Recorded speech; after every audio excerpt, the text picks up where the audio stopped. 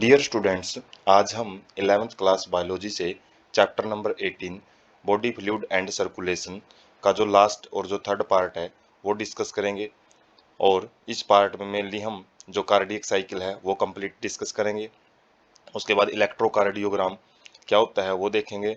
उसके बाद regulation of जो कार्डियक एक्टिविटी है, जो भी हार्ट का जो भी पंपिंग है वो किन किन ऑर्गन्स के द्वारा रेगुलेट किया जाता है वो देखेंगे। और लास्ट में कुछ जो कार्डियक डिसऑर्डर्स हैं, जो कि सर्कुलेशन से रिलेटेड कुछ प्रॉब्लम होती हैं, डिसऑर्डर्स होते हैं, डिजीज होती हैं, तो वो भी हम देखेंगे। तो स्टार्ट करते हैं कार्डियक साइकिल से। Heart beats 72 times per minute, that is many cardiac cycles are performed per minute. तो जो हार्ट है वो 1 मिनट में 72 बार धड़कता है। और इसका मतलब ये है कि एक बीटिंग में एक साइकिल कंप्लीट हो जाता है और 1 मिनट में बहुत सारे जो कार्डियक साइकिल है वो कंप्लीट हो जाते हैं। तो 72 कार्डियक साइकिल कंप्लीट हो जाते हैं। सो ड्यूरेशन ऑफ कार्डियक साइकिल, और यदि हम एक कार्डियक साइकिल के जो टाइम है वो पता करें, जैसे 1 मिनट में कितनी सेकंड होती हैं, 60 सेकंड, तो 60 सेकंड को यदि हम 72 से डिवाइड करते हैं तो एक बीट का टाइम आ जाता है, एक धड़कन का जो टाइम है वो 0.8 सेकंड है। और एक धड़कन का मतलब क्या है, एक कार्डियक साइकिल। तो ड्यूरेशन यदि पूछते हैं तो एक कार्डियक साइकिल की वो कितनी है, 0.8 सेकंड होती है। स्ट्रोक वॉल्यूम क्या होता है, each ventricles pump out approximately 70 millilitre of blood during a cardiac cycle. जो एक सिंगल कार्डियक साइकिल होता है उसमें जो वेंट्रिकल्स होती हैं वो अलग अलग ऑर्गन से जो ब्लड को कितना लेके आती हैं, 70 मिलीलीटर ब्लड है एक मतलब एक साइकिल के अंदर, मतलब 0.8 सेकंड में 70 मिलीलीटर ब्लड है वो हार्ट के अंदर लेके आया जाता है। तो उसी को स्ट्रोक वॉल्यूम बोलते हैं। कार्डियक आउटपुट क्या हो जाती है, volume of blood pumped out of each ventricle. तो जो टोटल वॉल्यूम है वो 1 मिनट में कितना पंप किया जा रहा है प्रत्येक वेंट्रिकल के द्वारा, वो इसमें आ जाता है। इसको कैसे निकालेंगे हम, स्ट्रोक वॉल्यूम जो हमारा आया था 70 मिलीलीटर इंटू में हार्ट रेट, मतलब जो 72 टाइम्स होती हैं। तो 70 को 72 से यदि हम मल्टीप्लाई करते हैं तो अप्रोक्सीमेटली जो वैल्यू आ जाती है 5000 मिलीलीटर या फिर 5 litre in A healthy individual. इसका मतलब ये है कि जो हमारा शरीर में 5 मिलीलीटर ब्लड है वो पंप कर लिया जाता है 1 मिनट के अंदर। और नॉर्मली एक अडल्ट के अंदर 5 से 6 लीटर ही ब्लड होता है। तो 1 मिनट के अंदर ही पूरा जो ब्लड है सर्कुलेट होकर हार्ट में दोबारा आ जाता है, सारे ऑर्गन के अंदर चला जाता है वो। और जिसकी वजह से जो कोई भी ड्रग्स वगैरह जैसे इंट्रावेनस इंजेक्शन होते हैं तो वो 1 मिनट के अंदर ही अपना रिस्पॉन्स देना शुरू कर देते हैं। तो इसका कारण यही है कि 1 मिनट में ब्लड को जहाँ भी पहुंचना होता है पूरे शरीर में वो पहुंच जाता होता है। Body has ability to alter stroke volume as well as heart rate and cardiac output. तो बॉडी के पास कैपेसिटी होती है जिसके बेस पे वो स्ट्रोक वॉल्यूम है और जो कार्डियक आउटपुट है उसको वो कम ज्यादा कर सकती हैं। जैसे एग्जांपल है cardiac output of an athlete. Athlete क्या होते हैं, जो धावक होते हैं जो कि ज़्यादा एक्सरसाइज करते हैं, will be much higher than a ordinary man. तो कार्डियक आउटपुट जो 70 मिलीलीटर से भी ज़्यादा देखने को मिलती है एक एथलीट के अंदर एक नॉर्मल पर्सन से। To prominent sounds heard through a stethoscope. जब कार्डियक साइकिल एक जो बीट होती है, एक धड़कन होती है, वो दो साउंड प्रोड्यूस करती है, जो कि हम स्टेथोस्कोप एक इंस्ट्रूमेंट होता है जो कि कान के लगा के देखते हैं हम। और उसमें जो दो साउंड आती हैं, एक लब साउंड होती है, एक डब साउंड होती है। जो पहली साउंड होती है उसको लब साउंड बोलते हैं, associated with closure of tricuspid and bicuspid valve. जो ट्राइकप्सिड है वो राइट हैंड साइड में है एट्रिकल और वेंट्रिकल्स के बीच में, और जो लेफ्ट हैंड साइड में बाइकप्सिड वाल्व है। तो जब ये एक साथ बंद होते हैं ये, तो एक साथ बंद होने की वजह से एक साउंड आती है जो कि प्रोमिनेंट साउंड होती है, स्पष्ट आवाज सुनाई देती है, उसको लब साउंड बोलते हैं। जबकि डब साउंड क्या होती है, सेकंड हर्ट साउंड होती है, associated with closure of semilunar valve, जो कि अरोटा में और पल्मोनरी जो आर्टरीज होती हैं उनके अंदर प्रेजेंट होते हैं, जो कि बैक फ्लो ऑफ ब्लड को बचाते हैं। जैसे ही प्रेशर से ब्लड को वेंट्रिकल से पंप किया जाता है, किनके अंदर, आर्टरीज जो पल्मोनरी आर्टरी है और अरोटा है उसके अंदर, तो जैसे ही ब्लड एकदम से बैक आने की कोशिश करता है तो वो वाल्व बंद हो जाते हैं और उन वाल्व के बंद होने से ही आवाज आती है। तो वो दूसरी आवाज है वो डब साउंड होती है। These sound are of clinical diagnostic significance. मतलब इन्हीं साउंड को यदि नॉर्मली हम सुनते हैं तो यदि नॉर्मल चल रहा है तो पर्सन हेल्थी है, यदि डिजीज्ड पर्सन है, बीमारी है उसको कुछ ना कुछ, तो इन साउंड में भी गड़बड़ी पाई जाती है। इसलिए जो स्टेथोस्कोप है डॉक्टर के पास होता है, वो लब एंड डब साउंड को सुनने के लिए ही उनके जो ऑर्डर वे में वो चेक करते हैं कि 1 मिनट में 36 जो 72 टाइम्स जो बीटिंग हो रही है या नहीं हो रही है। तो कई बार वो आधे मिनट के अंदर भी काउंटिंग कर लेते हैं। तो उसमें चेक किया जाता है कि कोई पर्सन को डिजीज है या नहीं है, डायग्नोस्टिक सिग्निफिकेंस इसका होता है। उसके बाद स्टेप्स ऑफ कार्डियक साइकिल हम देखते हैं। एक कार्डियक साइकिल किस प्रकार से पूरा होता है। All the four chamber of heart are in relaxed state, joint diastole. सबसे पहला जो स्टेप होता है जॉइंट डायस्टोल होता है, जिसके अंदर जो सारे चैम्बर हैं हार्ट के वो सारे रिलैक्स्ड स्टेट में है, कोई कॉन्ट्रैक्शन नहीं हो रही है, कोई एक्शन पोटेंशियल यहाँ पे नहीं है। उसके बाद tricuspid and bicuspid valve are open while semilunar valve are closed. ये जॉइंट डायस्टोल वाली कंडीशन में जो ट्राइकप्सिड और बाइकप्सिड वाल्व है वो खुले हुए हैं, जिसकी वजह से जो ऊपर वाला पोर्शन है, जो अलग अलग जो एट्रियम है, एट्रियम से जो ब्लड है वो वेंट्रिकल के अंदर आराम आराम से आ रहा होता है। और यहाँ पे जो सेमिलुनार वाल्व हैं वो जरूर बंद होते हैं, क्योंकि वो कॉन्ट्रैक्शन के बाद अभी बंद हुए हैं, रिलैक्सेशन स्टेज में वो बंद रहते हैं। Blood from pulmonary veins and vena cava flows into left and right ventricle respectively through left and right atria. तो जो ब्लड है पल्मोनरी वेन से एंड वाना कावा से वो लेफ्ट एंड राइट वेंट्रिकल के अंदर रिस्पेक्टिवली आता रहता है। तो जैसे जो पल्मोनरी वेन्स है वो ऑक्सीजनेटेड ब्लड लेके आती हैं लेफ्ट एट्रियम में, और जो वेना कावा है वो राइट वेंट्रिकल्स में जो ब्लड है डीऑक्सीजनेटेड ब्लड उसको एम्प्टी करता रहता है। और SAN now generates an action potential which stimulates both atria. जैसे ही ये आराम आराम से जो ब्लड फिलिंग होती रहती हैं, तो उसी टाइम पे एक SAN मतलब जो ऐसे नोड होती हैं वो एक एक्शन पोटेंशियल को स्टिमुलेट करती हैं, जिसकी वजह से जो एट्रिया पार्ट है वो कॉन्ट्रैक्ट करता है। और एट्रिया पार्ट के कॉन्ट्रैक्ट होने की वजह से जो थोड़ा सा एक्स्ट्रा ब्लड है वो वेंट्रिकल में आ जाता है। Undergo a simultaneous contraction and atrial systole इसको बोलेंगे। तो सबसे पहले एट्रियल्स हैं, जो ऊपर वाला चैम्बर है हार्ट का वो कॉन्ट्रैक्ट होता है, जिसकी वजह से थोड़ा सा जो एक्स्ट्रा ब्लड है वो वेंट्रिकल्स में आ जाता है। Increase flow of blood into the ventricles by about 30%। तो 30% एक्स्ट्रा ब्लड है वो एट्रियल सिस्टोल के द्वारा वेंट्रिकल्स में भेजा जाता है, जो सबसे पहला एक्शन पोटेंशियल बना है। उसके बाद जो एक्शन पोटेंशियल है is conducted to ventricular side by AVN and AV bundle from where bundle of is transmit it through the entire ventricular musculature। उसके बाद जो ये एक्शन पोटेंशियल वेंट्रिकल से शुरू हुआ था, इसको पूरी वेंट्रिकल में भेज दिया जाता है, और वेंट्रिकल में जैसे ही जाएगा तो वहाँ पे फिर कॉन्ट्रैक्शन होना स्टार्ट हो जाएगी, जिसकी वजह से वेंट्रिकुलर कॉन्ट्रैक्शन होगी और वेंट्रिकुलर सिस्टोल बोलेंगे। व्हाइल एट्रिया अंडरगो रिलैक्सेशन, और इस स्टेज में जो एट्रिया है वो रिलैक्सेशन स्टेज में चली जाती है, और जो वाल्व हैं वो बंद हो जाते हैं, जो बाइकप्सिड और ट्राइकप्सिड वाल्व है, और एक आवाज़ वहाँ पे सुनाई देती है, लब आवाज़ आती है जो। तो जब ये रिलैक्सेशन स्टेज में चला जाता है तो क्या बोलेंगे हम, एट्रियल डायस्टोल कंडीशन आ जाती है। तो जब वेंट्रिकुलर सिस्टोल में चला जाता है तो एट्रियल डायस्टोल स्टेज में चला जाता है। Ventricular systole increase ventricular pressure causing closure of tricuspid and bicuspid valve. तो इसी केस में जैसे ही वेंट्रिकल के अंदर ब्लड एक्स्ट्रा आ जाता है तो उसको बैक फ्लो को बचाने के लिए जो बाइकप्सिड और ट्राइकप्सिड वाल्व हैं ये बंद होते हैं। Increasing ventricular pressure open forcefully semilunar valve guarding pulmonary arteries left side right side and aorta left side. तो जैसे ही प्रेशर आ जाता है, जो प्रेशर बनता है कॉन्ट्रैक्शन की वजह से वेंट्रिकुलर साइड में, तो वेंट्रिकुल जैसे ही कॉन्ट्रैक्ट करेंगी तो उस प्रेशर से जो सेमिलुनार वाल्व हैं, जो कि एक साइड में पल्मोनरी आर्टरी में है और दूसरी साइड में अरोटा में है, वो ओपन हो जाते हैं।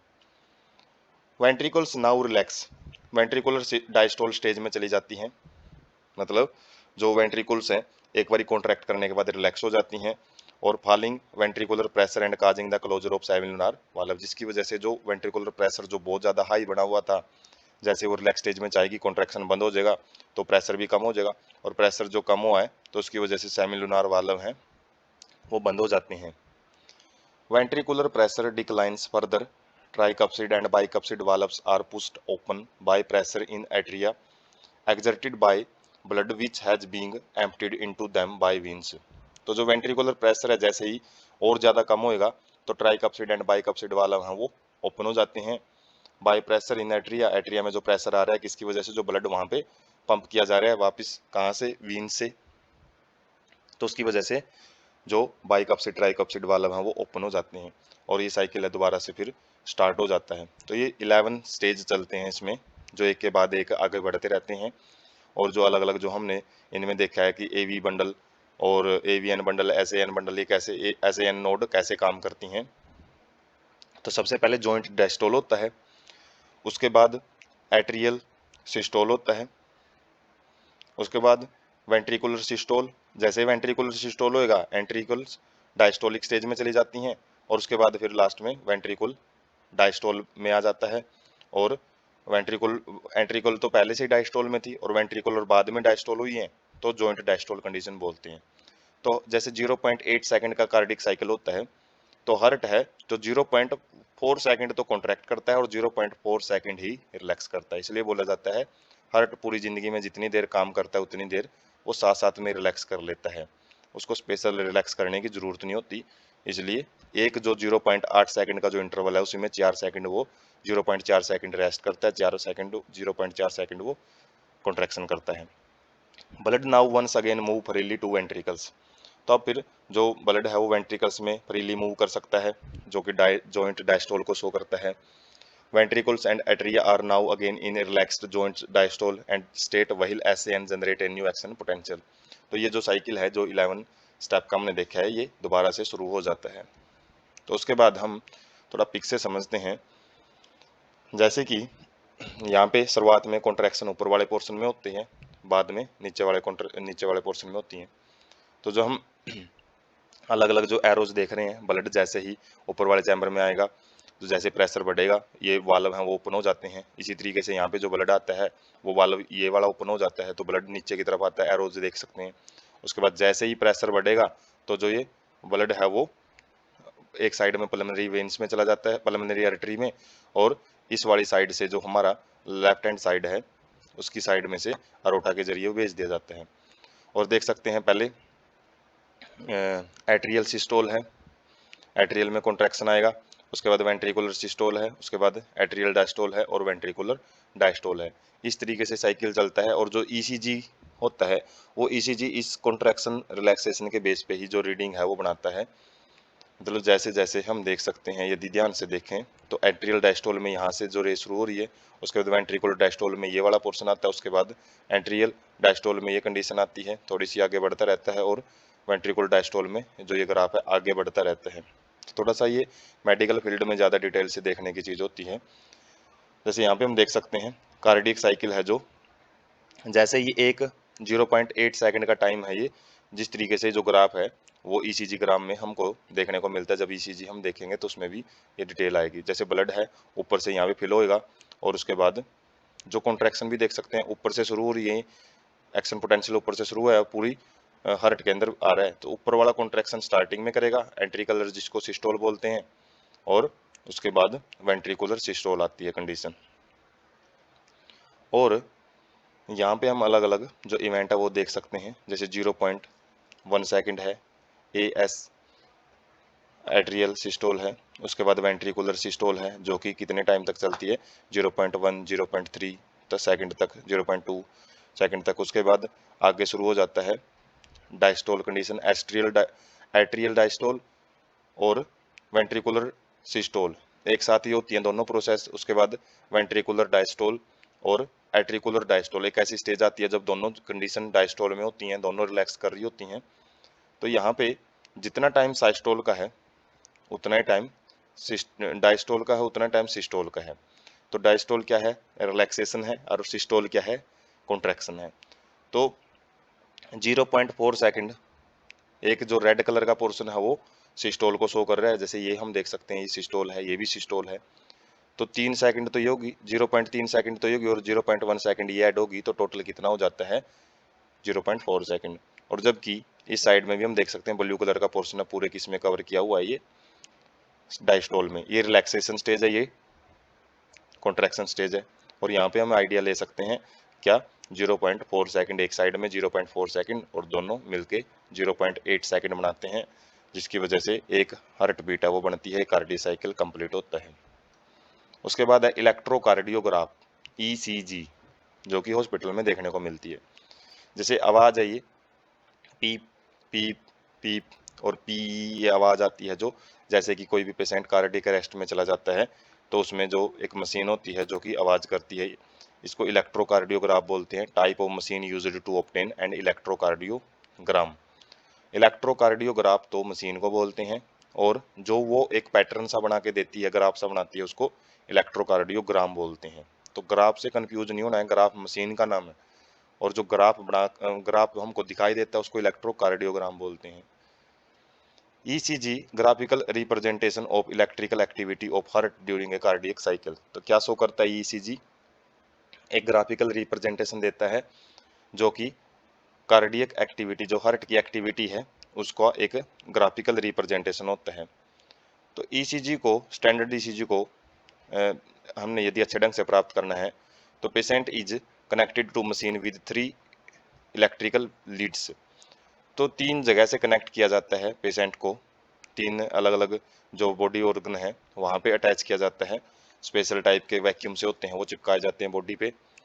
1 टू ईच रिस्ट, एक तो लगाया जाता है प्रत्येक कलाई के ऊपर, और एक लगाया जाता है टू द लेफ्ट एंकल, जो टखना होता है लेफ्ट टखने पे लगाया जाता है। That continuously monitor heart activity. तो ये तीनों जगह ऐसी होती हैं जहाँ से हार्ट एक्टिविटी है वो हम चेक कर सकते हैं।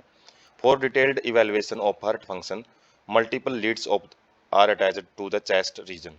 तो चेस्ट रीजन के ऊपर भी काफ़ी सारे जो मल्टीपल लीड्स हैं वो वैक्यूम से रबड़ की जो छोटे छोटे स्ट्रक्चर्स होती हैं वो चिपकाई जाती हैं, जिससे कि और अच्छा जो व्यू है वो आता है। अब देखते हैं जो ECG बना होता है उसके अंदर अलग अलग जो स्ट्रक्चर होती हैं वो क्या होती हैं। Each peak in ECG is identified P2A that corresponds to a specific electrical activity of heart. जो भी इलेक्ट्रिकल सिग्नल पैदा होते हैं हार्ट के अंदर, तो उसके अंदर अलग अलग जो रीजन, अलग अलग स्ट्रक्चर, अलग अलग जो एक्टिविटी है शो करते हैं। जैसे P वेव होती है, जैसे डायग्राम में देखेंगे, P वेव क्या करती है, इलेक्ट्रिकल एक्साइटेशन या फिर डीपोलराइजेशन शो करती है of atria leading to contraction of both atria. जिसमें जो दोनों एट्रियल, हम इसको बोल सकते हैं सिस्टोल कंडीशन को P वेव शो करती है। जब दोनों एट्रियल कॉन्ट्रैक्शन कर रही होती हैं तो उस टाइम पर जो एक सिग्नल बनता है उसको डीपोलराइजेशन बोलते हैं। उसके बाद P के बाद आता है QRS complex, represents depolarization of ventricles initiating the ventricular contraction। जब ventricular contraction होती है तो एक हायर पीक चली जाती है जिसको QRS कॉम्प्लेक्स बोलते हैं। Contraction starts shortly after Q and marks beginning of the systole। तो contraction है वो Q के थोड़े टाइम बाद शुरू होती है, और जिससे कि साइस्टोल की कंडीशन को ऐसा माना जाता है कि अभी सिस्टोल की कंडीशन आएगी। मतलब जो वेंट्रिकुलर सिस्टोल है वो क्यू के थोड़े से टाइम के बाद आती है। T waves represent return of the ventricle from excited to normal state repolarization. मतलब जो डायस्टोल कंडीशन आएगी, अभी शुरुआत में क्या था, वेंट्रिकुलर सिस्टोल था जो पी वेव शो कर रही थी, QRS वेंट्रिकुलर सिस्टोल है। उसके बाद टी वेव क्या शो करेगी, डायस्टोल कंडीशन मतलब रिलैक्सेशन कंडीशन, और T wave mark end of the systole. और टी वेव ही साथ में क्या रिप्रेजेंट कर देती है कि जो कॉन्ट्रैक्शन का जो एक साइकिल था वो कंप्लीट हो जाता है, कॉन्ट्रैक्शन खत्म हो जाता है और रिलैक्सेशन वहां से शुरू होती है। Beat rate can be calculated by counting number of QRS complexes in a given time period heart. तो हार्ट के अंदर जो भी हार्ट का एक टाइम पीरियड है, हार्ट बीट जैसे काउंट करते हैं, इसी प्रकार से जो QRS होते हैं वो हार्ट बीट ही होती हैं, जो कि हम देख के, ग्राफ को देख के हम पढ़ सकते हैं। Any deviation from the shape indicates a possible abnormality और डिजीज। तो ये मशीन लगाई इसलिए जाती है ताकि कोई ना कोई डिजीज है वो चेक की जा सके, कोई भी एबनॉर्मलिटीज है, कोई भी डिसऑर्डर है, उसको चेक करने के लिए ही कोई भी डेविएशन यदि इनमें मिलता है तो उससे हमको डिजीज का पता लग जाता है। तो अब है रियलिस्टिक पीक, ये देख सकते हैं हम। तो जो अलग अलग पीक बन रहे हैं, ये शुरुआत में P वेव है, उसके बाद PQRS होता है, ये जो एक पीक सी ऊपर जाके नीचे जाती हैं, और उसके बाद लास्ट में अलग अलग, जैसे T वेव है, ये P वेव है, ये शुरुआत वाली P वेव है जो शुरुआत थोड़ी सी ऊपर उठती है जो वेव, उसके बाद थोड़ी नीचे आती है PQ, सेगमेंट बोलते हैं। उसके बाद जो क्यू आर एस, जो बिल्कुल नोक, नीचे वाली नोक, ऊपर वाली नोक, जो पीक है बिल्कुल, और एस, तो क्यू आर एस कॉम्प्लेक्स बोलते हैं, और इसी को काउंट करके हम हार्ट बीटा काउंट करते हैं। उसके बाद एस टी सेगमेंट होता है, और टी वेव लास्ट वाली वेव होती है जो कि रीपोलराइजेशन शो करेगी। पी है वो डीपोलराइजेशन शो करती है। और यहाँ पे हम देख सकते हैं जैसे इलेक्ट्रिक पोटेंशियल बन रहा है, जैसे ऐसे नोड से इलेक्ट्रिक पोटेंशियल बना है, तो वहीं से जो ये सिग्नल है वो स्टार्ट हो गए। जैसे यहाँ से कॉन्ट्रैक्शन होना स्टार्ट हुआ है तो पी वेव आती है। उसके बाद जैसे कॉन्ट्रैक्शन यहाँ आती है तो टी क्यू आर एस एकदम से बन जाती है, और उसके बाद लास्ट में जब रिलैक्सेशन होती है तो टी वेव बनती है। तो P wave atrial systole, Q R S ventricular systole, और जबकि टी वेव है वो डायस्टोल कंडीशन को शो करती हैं। और यहाँ पे भी हम इसी तरीके से जो हार्ट की फंक्शनिंग है वो समझ सकते हैं। यहाँ पे थोड़ा सा जो स्लो स्पीड में शो कर रखा जो डायग्राम है, इसके अंदर जैसे ऊपर वाला पोर्शन स्टार्टिंग में, जैसे ये जो लाइन है जब यहाँ से शुरू होगी वो देखेंगे। जैसे स्टार्टिंग में ऊपर वाले से जो सिग्नल बने हैं तो पी बना है, उसके बाद नीचे वाले में जो सिग्नल करंट पहले है उसे क्यू आर एस बनता है, और लास्ट में जब ये करंट बिल्कुल बंद हो जाता है तो टी वेव बनती है। तो इस तरीके से जो एक कंप्लीट जो ईसीजी काम करती है, एक लाइन का जो एक पर्टिकुलर सेगमेंट। तो जैसे काउंटिंग कैसे करेंगे, जैसे ये अलग अलग बन रही है, जैसे यहाँ पे बनी है, उसके बाद यहाँ पे, उसके बाद ये हार्ट बीट को शो करती हैं। जितनी बार भी ये बनती रहती हैं, ऊपर टाइम चलता रहता है, और टाइम के हिसाब से हम इनकी काउंटिंग कर सकते हैं। उसके बाद है रेगुलेशन ऑफ कार्डियक एक्टिविटी। जो भी हार्ट की एक्टिविटी है उसको कैसे रेगुलेट किया जाएगा। Myogenic heart are regulated intrinsically, मतलब जो भी एक्टिविटी हार्ट का कॉन्ट्रैक्शन रिलैक्सेशन है वो खुद ही हार्ट ही कंट्रोल करता है, जिसको इसलिए उसको मायोजेनिक ऑर्गन भी बोला जाता है। ऑटो रेगुलेटेड होता है, इसको किसी भी दूसरे ऑर्गन के ऊपर मतलब अपनी एक्टिविटी के लिए डिपेंड रहने की जरूरत नहीं है। यहाँ पे कुछ स्पेशलाइज्ड सेल होती हैं जो ऑटो एक्साइटेशन करती हैं, जो करंट वगैरह है, जैसे वैसे तो ब्रेन से सिग्नल आते हैं, करंट आता है एक ब्रेन से, तो वो करंट ही हमारे शरीर में अलग अलग एक्टिविटी करवाता है। लेकिन यहाँ पे जो करंट प्रोड्यूस करने की कैपेसिटी है हार्ट के पास खुद की होती है, नोडल टिश्यू प्रेजेंट होते हैं। Medulla oblongata moderate cardiac function through autonomic nervous system ANS. तो मेडुला ओब्लागेंटा जो हाइंड ब्रेन का एक पार्ट होता है वो भी जो कार्डियक फंक्शन है उसको देखता है, और ऑटोनोमिक नर्वस सिस्टम का ये एक जो उसके जरिए ही ऑटोनोमस नर्वस सिस्टम क्या होता है, पैरासिम्पेटिक और सिम्पेटिक, जो एक तो एक्टिविटी को बढ़ाना काम करता है, दूसरा एक उसको कम करने का। और ऑटोनोमी का मतलब है खुद जो काम करता है, अपने आप जो एक्टिविटी करता है। न्यूरल सिग्नल भी जरूरी होते हैं ऐसे तो कार्डियक एक्टिविटी में। जैसे सिंपैथिक नर्व सिस्टम है, पार्ट ऑफ एएनएस है ऑटोनोमिक नर्वस सिस्टम का, ये क्या करता है, सिंपैथिक हार्ट रेट को बढ़ा देता है। Strength of ventricular contraction, ventricular contraction ज़्यादा बढ़ेगी जिसकी वजह से कार्डियक आउटपुट को बढ़ाने का काम करता है, ये एक्टिविटी बढ़ाने का काम करता है। जबकि जो पैरासिम्पेटिक न्यूरल सिग्नल होते हैं ये भी एक ऑटोनोमस नर्वस सिस्टम का ही भाग है, जो ऊपर वाले की एक्टिविटी को कम करता है। Decrease rate of heart beat, जिसकी वजह से जो कंडक्शन ऑफ एक्शन पोटेंशियल है वो कम हो जाते हैं, कॉन्ट्रैक्शन कम होगी, और कार्डियक आउटपुट है वो कम हो जाती है। तो कहीं पे भी काम करते हैं दोनों एक दूसरे के अपोजिट ही करते हैं। Adrenal medullary hormones can also increase cardiac output. जो एड्रेनल मेडुलरी एक ग्लैंड होती हैं जो कि किडनी के ऊपर प्रेजेंट होती हैं, तो वो भी क्या कर देती हैं, कार्डियक आउटपुट को बढ़ा देती हैं। जो एड्रेनल ग्लैंड है, जो हम लास्ट चैप्टर रहेगा 11th क्लास का उसमें भी देखेंगे, तो ये इमरजेंसी हार्मोन सिक्रीट करती हैं। जब भी हमको कोई ऐसी कंडीशन मिल जाती है जिसमें हमारे पास ऑप्शन होते हैं तीन, या तो फाइट कर सकें हम किसी से, या फिर फ्लाइट कर सकें, या फिर फ्राइट कर सकें, मतलब डरते हैं जब किसी भी चीज़, जब डर जाते हैं, या फिर जब लड़ने की एक इच्छा होती है, या फिर हम भागने के लिए जो हार्मोन होते हैं 3 ग्लैंड बोलते हैं उसको, उस केस में हमको ज़्यादा एनर्जी की ज़रूरत पड़ेगी, और ज़्यादा एनर्जी की ज़रूरत पड़ेगी तो हार्ट को जल्दी जल्दी बीट करना पड़ेगा, तो कार्डियक आउटपुट उस टाइम पे भी बढ़ जाती है।